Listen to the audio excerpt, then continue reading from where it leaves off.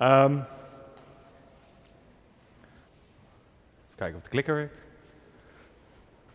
Die werkt nog niet. Mijn presentatie, de presentatie van vanmiddag, gaat over hoe loop je een marathon en hoe reflecteert dat terug aan security. En waarschijnlijk zal u denken, en laat ik beginnen met een vraag. Wie van u heeft ooit een marathon gelopen? Ik weet dat SecureLink nog wel erg goed is in het hardlopen. Ik geloof de single lopen in Utrecht. Iemand de hele marathon gedaan? Nee? Halve marathon? Ik zie één hand. 20 jaar geleden. Oké, en waarschijnlijk zal je nu denken van, hoe gaat die te zware man mij uitleggen hoe ik een marathon moet gaan lopen? Ja. Verzoek, omdat het livestream is en in meerdere landen wordt uitgezonden, of je wilt schakelen in. Okay, no problem. No, let's switch. So let me quickly start over. My presentation will actually be going around a bit controversially around security and what we see in the market and what we see as challenges for customers. And I deliberately picked the topic a marathon. I'm not going to tell you how you run a marathon, because if you look at the physics, probably I will not be able to run a marathon, unless it's in like 6 years. I'm really good at playing rugby sometimes, but marathon is not my thing. But having said that, I think, most of the customers that we actually talk to, are struggling with this.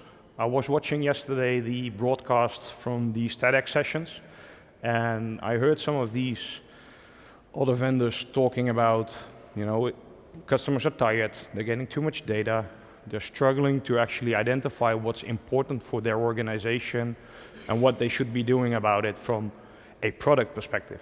And I've looked at, the TEDx types of presentations, and I want to search a little bit the controversy. So it might be that some of my competitive vendors might not be, liking me after this presentation, but it's for you as a customer to, also think about it differently. And if you look at a marathon, and this is one of the famous remarks, it's not about 20 miles. Apparently all of us can run 20 miles. Not sure, but in theory we can. It's the last 6. It's the last 6 miles that actually matter. And many customers that we see out there in the market and that we talk to basically represent this, right? They're tired. They see a lot of things going around in the market. They see a lot of things going into their infrastructure.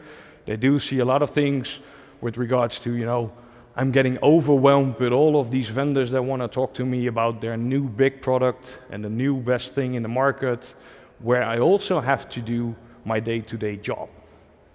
And what we want to do, and I'm not going to do a product pitch from FireEye, but what we actually want to do is get you from this state, and I know it's not a marathon runner, but we want to get you in this state, right? Everybody knows who this guy is up in the front, right? So you want to be up front where it comes to your security. You want to be ready for the next thing that might hit your infrastructure, that might hit your company, and you want to take that opportunity, and prepare yourself from out of a perspective of like, hey, can I fix this easily? Or do I have to wait for a couple of weeks actually for a resolution?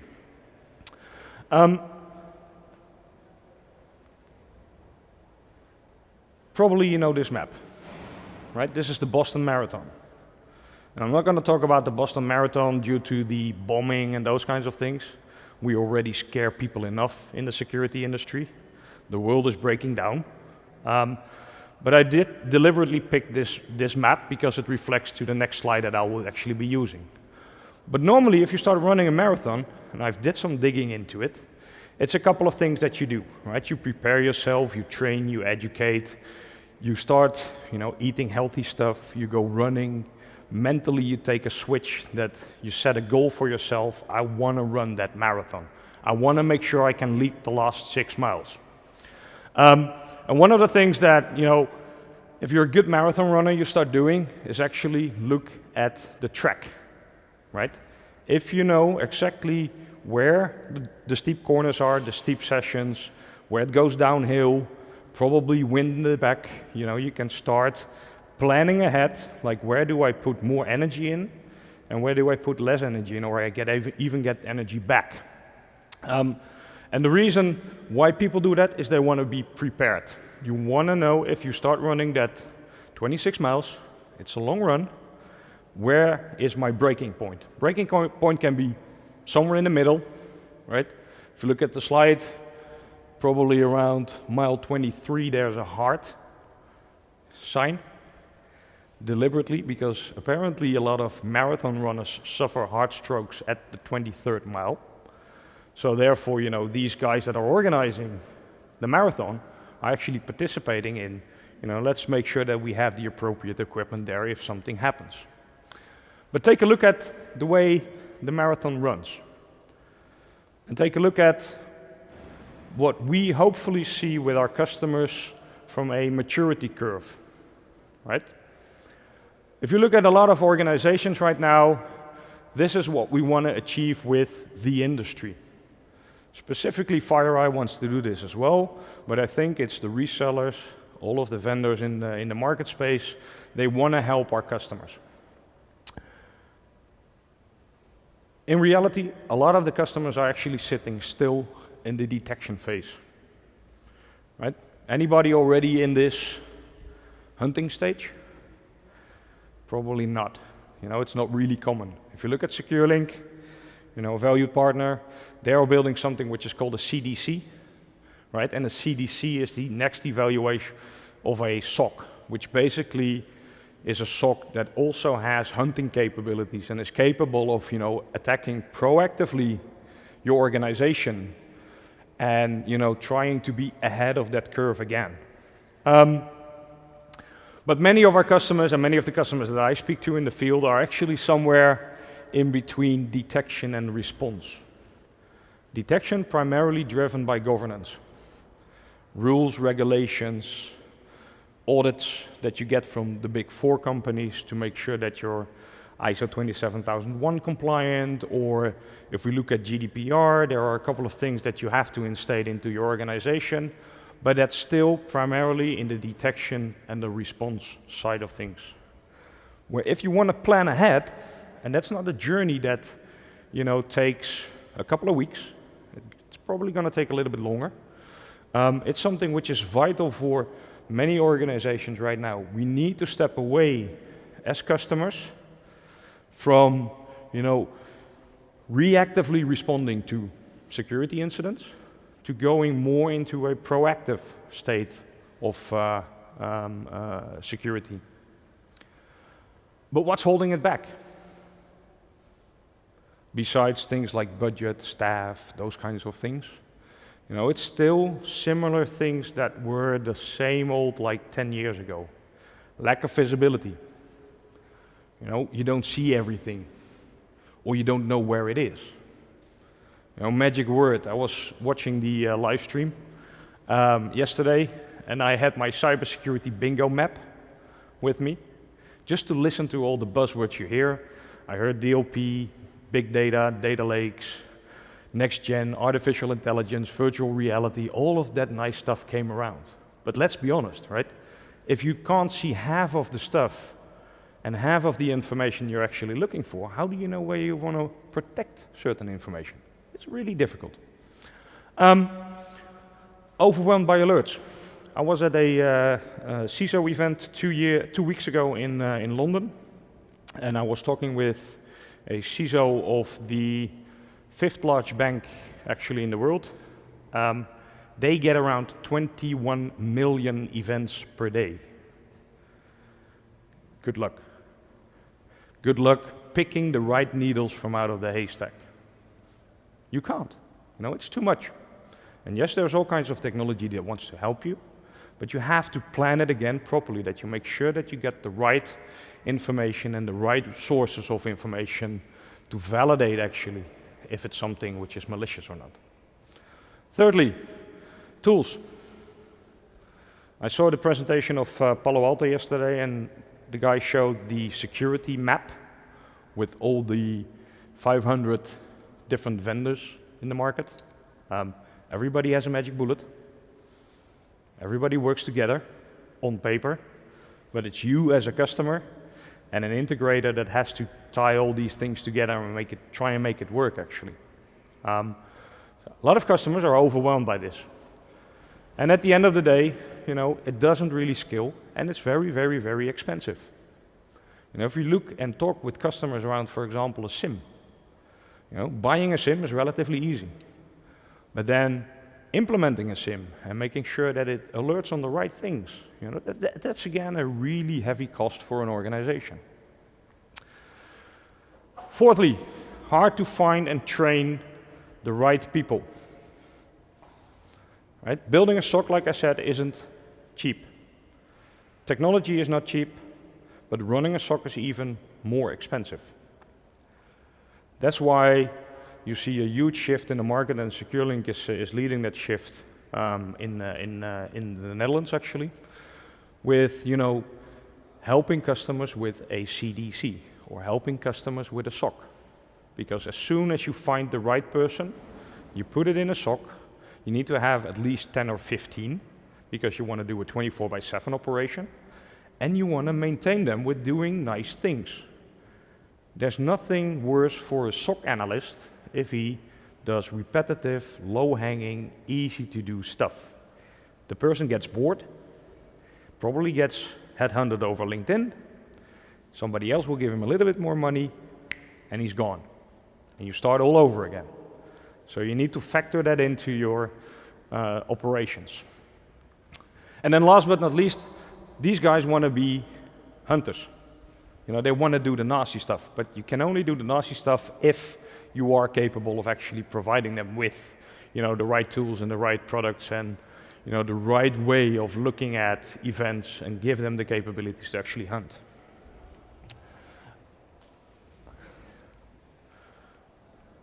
And my clicker stopped. Ah. All right, new shoes, do they make you better? Right? Again, marathon. If you get new shoes, do you run faster? Probably not. Maybe a little bit. One thing which is really a thing in the current security market is that everybody, again, wants to have this magic bullet. Right? Everybody tries to go ahead in the curve. And quite honestly, guys, it's impossible. Ever since we came out of the holes as Neanderthals, always the weapon had to be there first before the defense was there. The shield came after somebody started to throw spears and bows and arrows. Right? You need to protect yourself. The bulletproof vest came after the bullet and the gun were invented. And then again, if you look at the bulletproof vest, it only protects this part of your body. Right? So it still has some exposure here and lower. Lower might not be that bad, you can limp, but if it hits you in the head, it's probably game over. Right? Still, it doesn't provide enough protection that you actually need. And and you can look it up on my LinkedIn, looking back at RSA a couple of months ago, and I was really astonished by all of the new buzzwords around, artificial intelligence, machine learning, big data, data lakes. And I actually, at that point in time, I'm waiting for the first company to give me a next level story, which is, let's go into the matrix. Let's use virtual reality to go into your infrastructure, walk around across switches, routers, firewalls, trying to find like a Doom type of game, and look at malware, right? And trying to find the bad guys and shoot them out of the network. Guess what? Here it is. Right? The first proof of concept that you can dive into the matrix and you can start looking at malware and how it propagates in your infrastructure, and you can actually pick it up and push it out and those kinds of things. In reality, I'm not sure if that's going to work, right? But enough about that. Let's go back to the basics. And this is something that we don't need to forget about the basics, actually, right? You need to do a couple of things. First is plan. You have to have a plan. Where do you want to end up with? Secondly is you have to train. You have to make sure that the people that are doing stuff, either you insource or outsource it, are capable of doing the things that they need to do. You have to simulate. Are we capable of doing a response in case of a breach? Breaches are inevitable. Are we capable of handling it in the right way with the tools and technology that we have and the people. Only add technology if it makes sense. You know, many customers do an investment based on a really nice marketing story and they buy it. And then they only use maybe 2, 5, or 10% of the product. It's just a shame, right? Rather spend that money somewhere else instead of just adding stuff because it looks nice and it's fine if you talk with somebody else like, hey, I got this new shiny box. Evaluate. Always evaluate yourself. If you look at a marathon runner, any guy in sport, they train, they learn, they evaluate, and they go back to the beginning. They train, they learn, evaluate, go back to the beginning. So adopt. At the end of the day, you want to adopt basically your operations, your capabilities, and make sure that they adopt towards the right things. So don't just add, for example, a buzzword, intelligence. Add something which really helps you with identifying who's behind it, what are their tools, tactics, and procedures, and those kinds of things. You know, there's nothing wrong with a list of IP addresses or MD5s, but it doesn't help you to explain what's happening.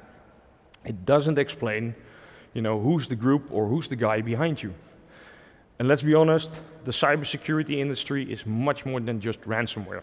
Ransomware is something which, you know, hits us on a daily basis. It's very visible, but there are many, many more things.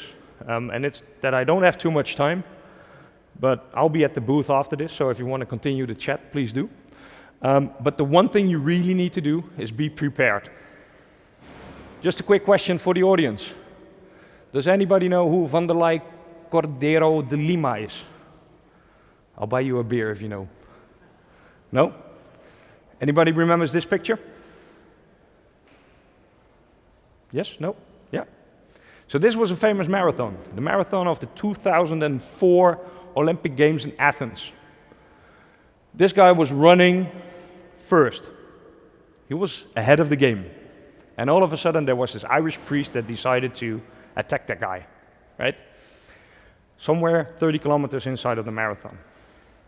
The good thing is, he won, because he was prepared. He knew what to do after that he got attacked. And that's what you as a customer need to do as well. Before I will end up my presentation, we do have a free offer actually. I sneaked in early this morning. Somewhere behind or underneath these chairs actually there is an envelope. You might want to reach for it. It will give you half a year or a year actually, 30 days of an assessment of FireEye equipment and Mandiant services. You want to feel it? Good, some people stepped into this trap. The one thing that you never, ever, ever have to forget, weakest link is the human. Security people are cautious, but don't expect the end users to be as well. So in this case, no matter how much technology and those kinds of things you add to it, it starts with the human. And don't forget that. That's the one final advice that I want to give you. Don't forget your end users.